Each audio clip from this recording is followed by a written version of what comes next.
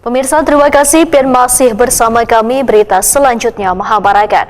Dinas Lingkungan Hidup Banjarmasin menyiagakan petugas kebersihan untuk menghalau ratik-ratik di sejumlah titik pembuangan ratik sementara dari sebelum Idul Fitri 1445 Hijriah hingga sepekan ke depan.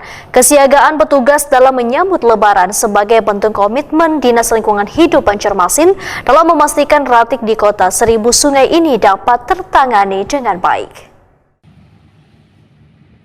Dinas Lingkungan Hidup Banjarmasin menyiagakan petugas kebersihan untuk menghalau ratik-ratik di sejumlah titik pembuangan ratik sementara dari sebelum Idul Fitri 1445 Hijriah hingga sepekan ke depan.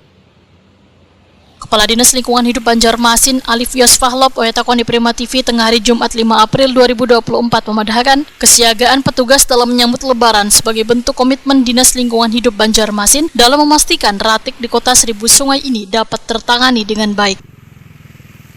Menurut Alif Yosfahlob, berkaca dari tahun sebelumnya, volume ratik hingga 3 hari setelah Lebaran naik hingga 25%. Salah satunya penyebabnya adalah banyaknya warga yang melakukan aktivitas berkumpul di rumah sambil makan-makan bersama keluarga. Mengatasi supaya ratik kada menumpuk, maka ratusan petugas kebersihan yang diturunkan, bahkan hingga dilemburkan selawas perayaan Idul Fitri 1445 Hijriah. Menanti itu, Pak? Ya, kami seperti pengalaman sebelumnya pada hari-hari tertentu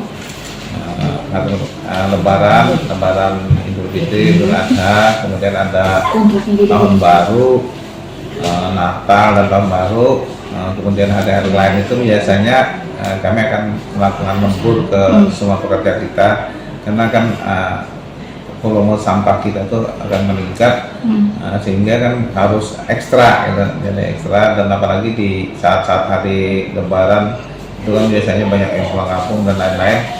Jadi makanya kami langsung melemburkan pekerja-pekerja kita untuk pada hari-hari tertentu itu.